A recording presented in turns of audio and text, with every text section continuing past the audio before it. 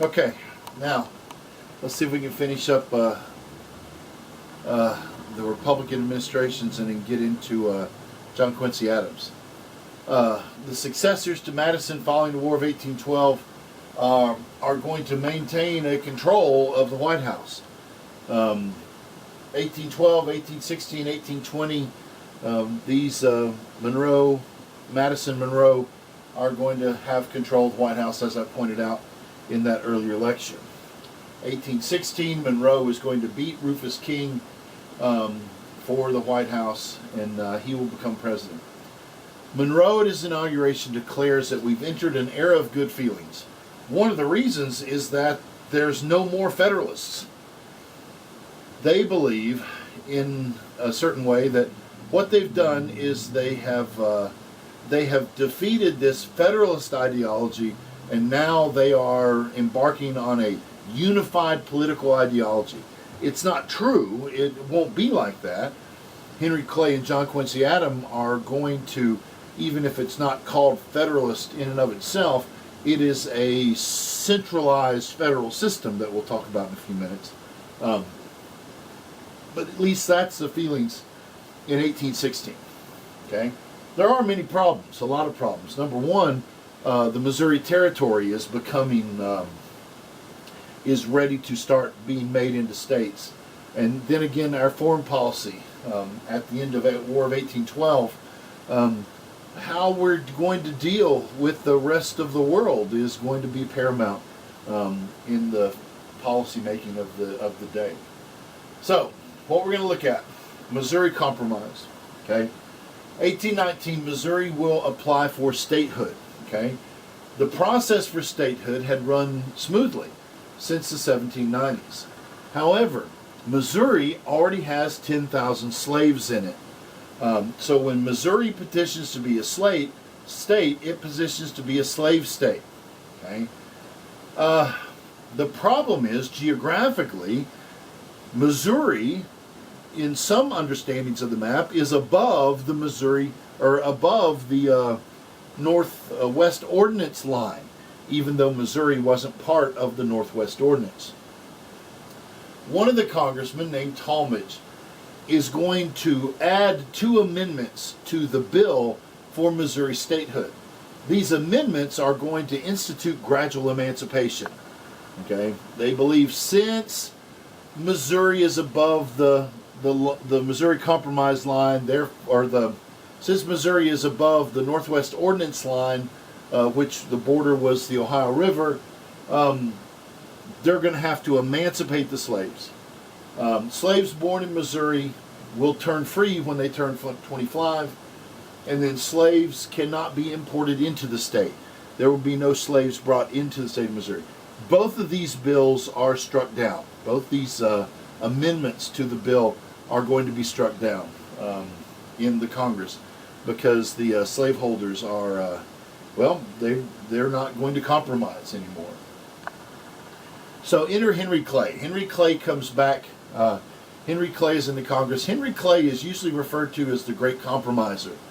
Clay from Kentucky is going to be one of the individuals who is going to orchestrate this Missouri Compromise. Now, as we are going to say over and over and over again as we get towards the end of the semester, there is only one way to eliminate the institution of slavery from the United States. The way you do that is you have to amend the Constitution. The only way to get rid of slavery is to amend the Constitution. The Constitution has slavery embedded into it, and it has to be amended. Okay?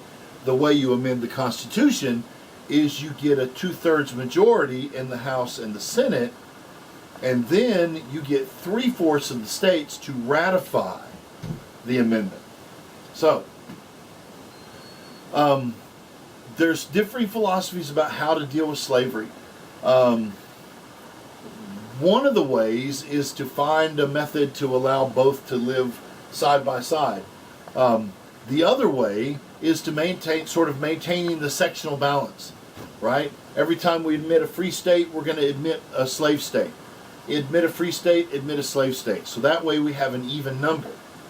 The problem with this sort of balanced understanding of slavery is that if you have an equal number of slave states and free states, you will never be able to have enough senators to constitute a 2/3 majority to eliminate the institution of slavery. Half of the slave state senators would have to basically agree that slavery was no longer right.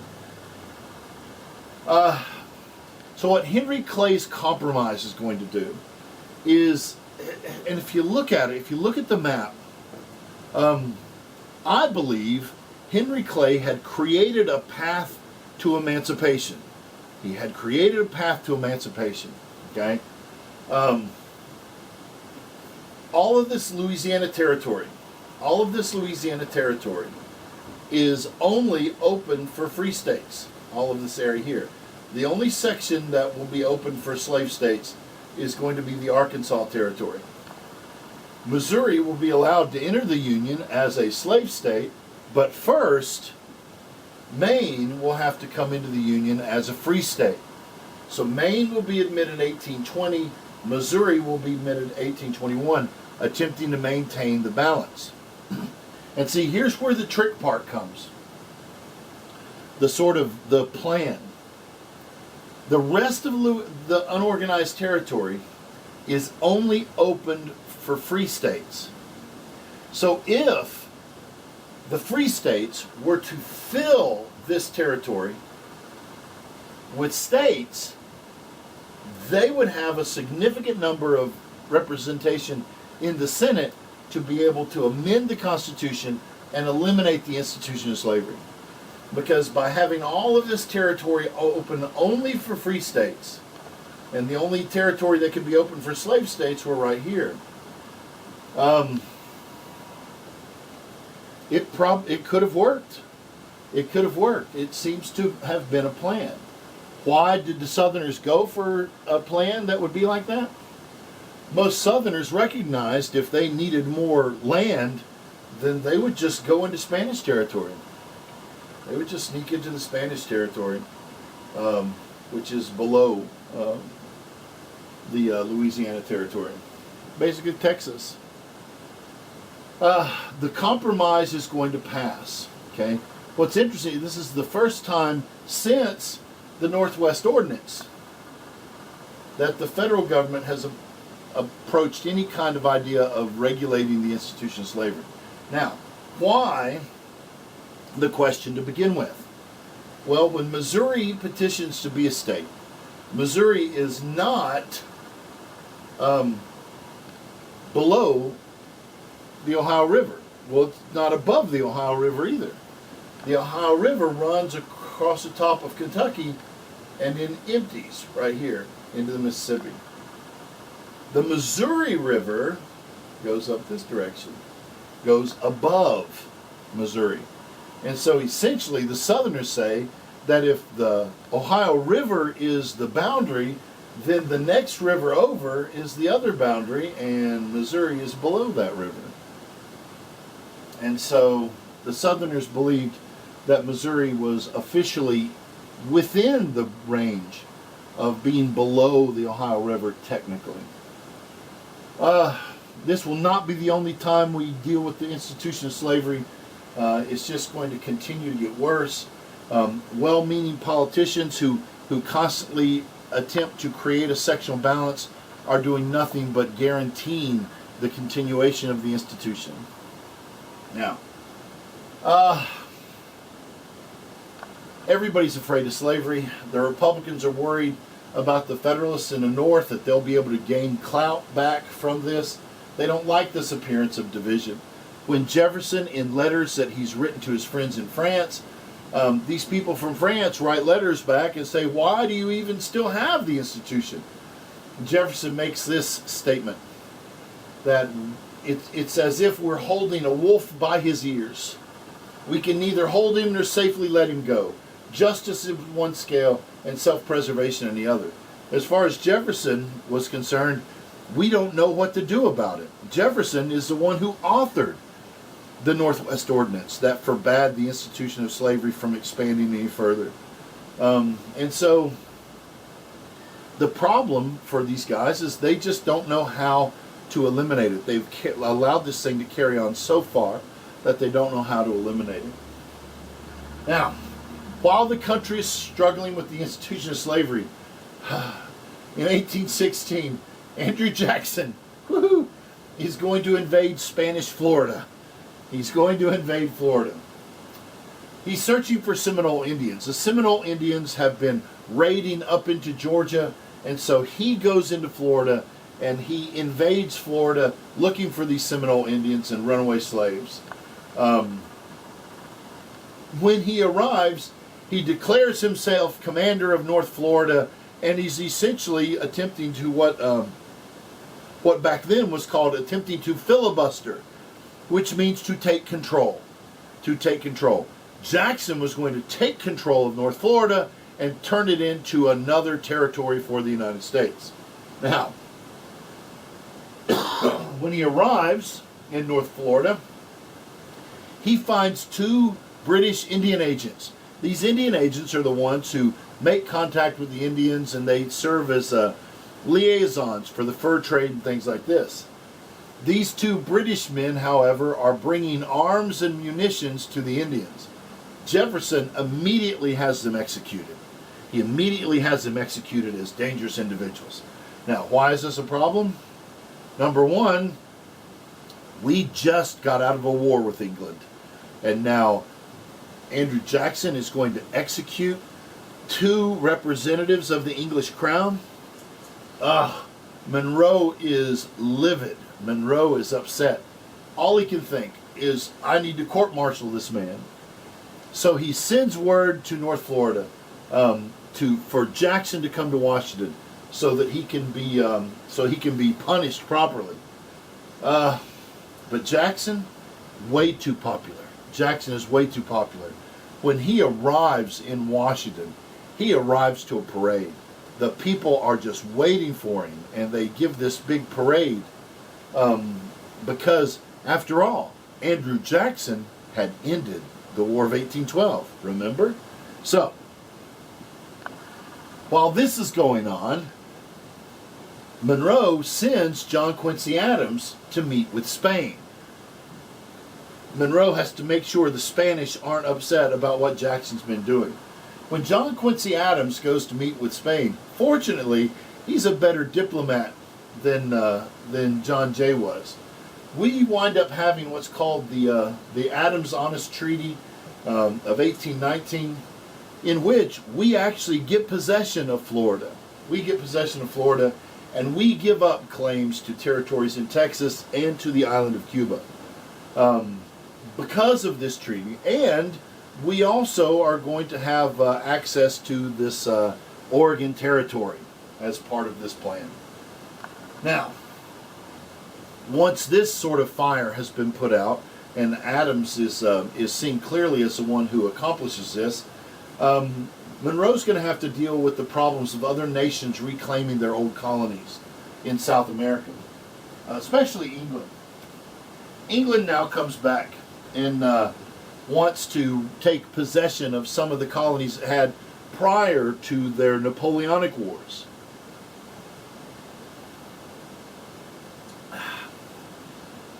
Monroe, in his inaugural speech, is going to issue what we call the Monroe Doctrine. The Monroe Doctrine won't be official. It won't be official doctrine. It won't be legislated until McKinley's administration.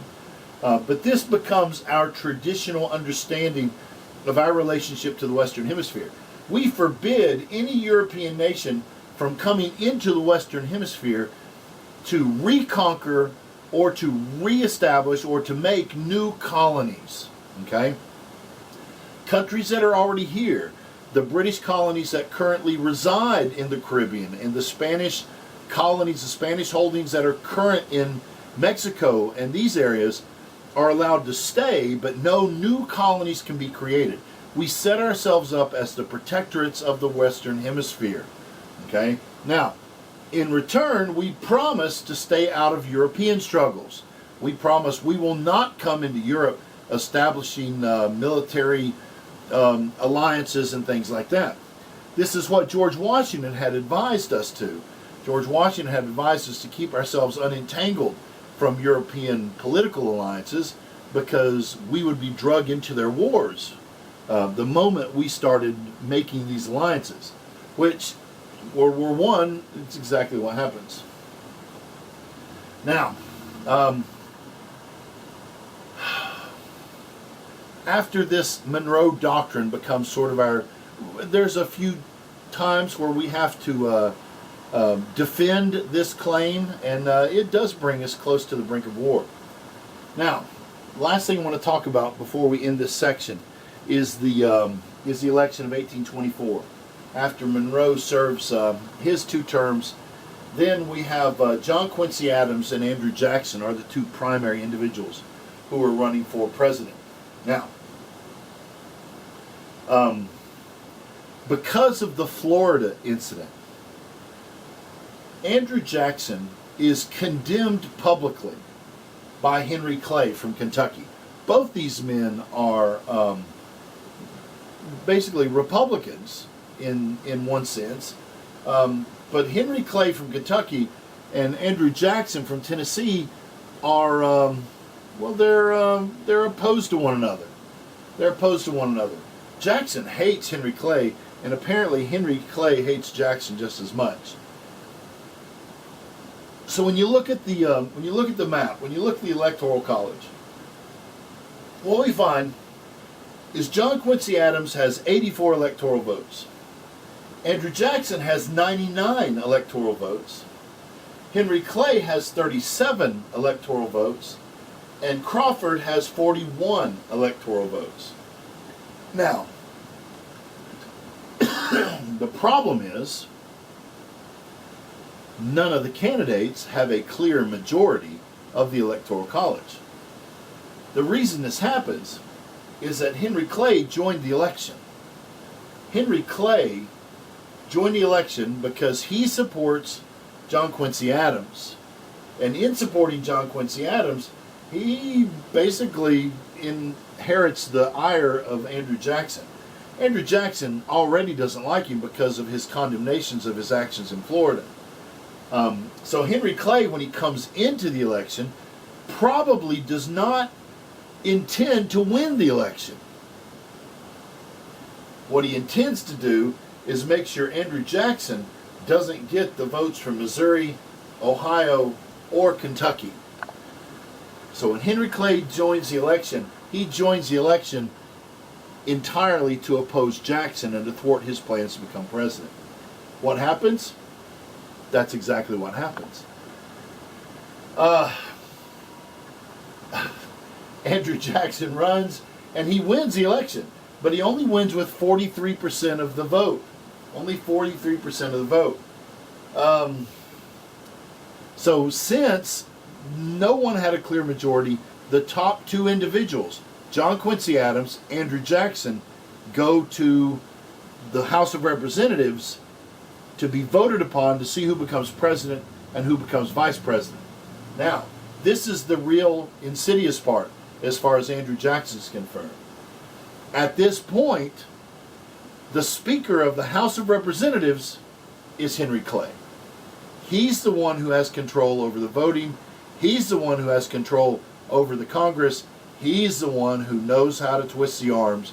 And through his work in the House of Representatives, Henry Clay makes sure that the House of Representatives votes for John Quincy Adams rather than Andrew Jackson. Now, Andrew Jackson and Henry Clay cannot be in the same room together. If they were, both of them would probably pull out sword canes and start trying to kill each other.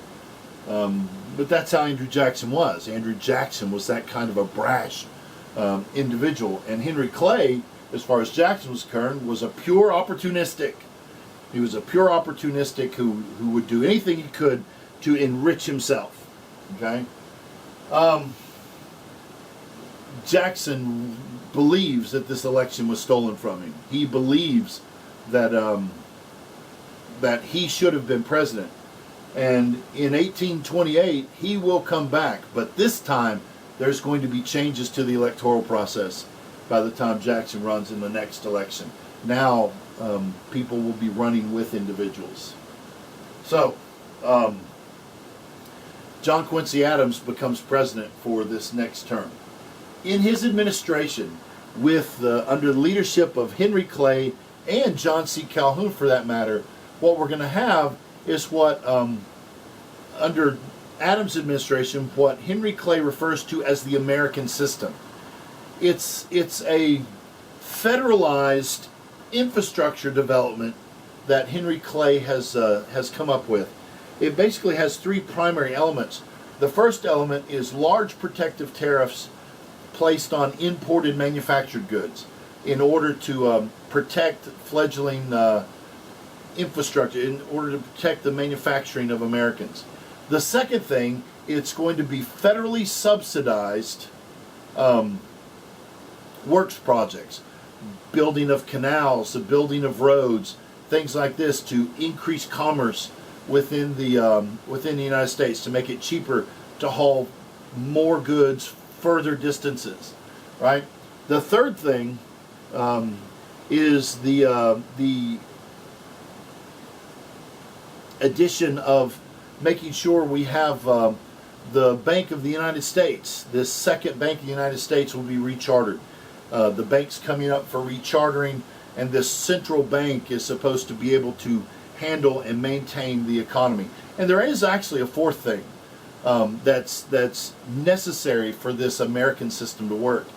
And it's something that had been developed by Eli Whitney. Eli Whitney had developed this concept of interchangeable parts and standardization. Up to this point, things were made by hand, completely by hand. Each part was crafted, manufactured individually, and then the parts were fitted together to make, say, for example, a musket. Eli Whitney is going to start a rifle manufacturing company in which he can utilize interchangeable parts. As long as each part is made to a standard, right, a standard width, standard size, using the same materials, then all you need is 10 boxes of parts and you can put together 100 rifles. Okay? Everybody knows about Eli Whitney for this idea about of the cotton gin, but it's this notion in manufacturing, mass production, and things like this that really brings Eli Whitney and his ideas to the fore. Okay, after the Johnson administration, we are going to wind up with well, going back to Andrew Jackson. But we need to see some of the developments that are going on in the country at this point before we actually elect Jackson in 1828.